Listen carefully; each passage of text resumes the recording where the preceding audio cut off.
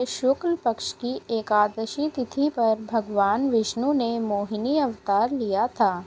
इसलिए इस एकादशी को मोहिनी एकादशी के नाम से जाना जाता है। इस दिन भगवान विष्णु के मोहिनी अवतार की भी पूजा की जाती है। धार्मिक मान्यता है कि मोहिनी एकादशी पर व्रत करने से शरीर और मन शुद्ध होता है और साथ ही सभी पापों का नाश होता है।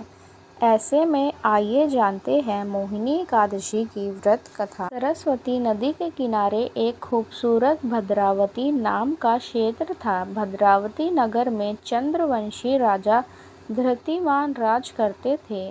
उसी नगर में धनपाल नामक एक व्यापारी रहता था। वह व्यापारी एक धार्मिक व्यक्ति था और ईश्वर की भक्ति और लगभग सभी प्रकार के दान कार्यों में लगे रहकर अपना जीवन बिताता था।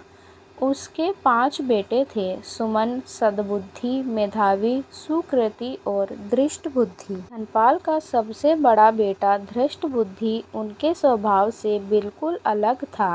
वह लापरवाह, मूढ़ी और आत्मलीन था। अपने बेटे के इस स्वभाव से अक्सर धनपाल उसके भविष्य की चिंता में रहता था। उन्होंने अपने बेटे को सही रास्ते पर लाने के लिए हर प्रयास किया, लेकिन हर कोशिश के बावजूद भी धनपाल असफल रहा और आखिर में थक हार कर उन्होंने अपने बेटे के बारे में ना सोचने का प्रण लिया। यह पता चलने के बाद भी उसके बेटे धृष्टबुद्धि पर कोई असर नहीं हुआ और वह बदनाम होने के साथ साथ चोरी और लूटपाट भी करने लगा। आए दिन उसकी इन हरकतों की वजह से पूरा गांव परेशान होने लगा और गांव वालों ने उसे गांव से बाहर निकालने का फैसला किया। गांव वालों ने उसे गांव से निकालकर जंगलों में भेज दिया। एक दिन जंगल में भटकते भटकते धृष्टबुद्धि की मुलाकात कौंडिन्य नामक महर्षि से हुई।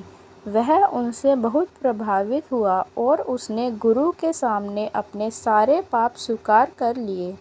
धृष्टबुद्धि ने महर्षि के सामने हाथ जोड़ते हुए कहा, ब्राह्मण देव, कृपया मुझ पर दया करके किसी ऐसे व्रत के विषय में बताएं जिसके पुण्य से मेरी मुक्ति हो जाए। यह सुनकर गुरु ने उसे सलाह दी कि अगर वह अपने सभी पापों से छुटकारा पाना चाहता है तो उसे मोहिनी एकादशी का व्रत जरूर करना चाहिए।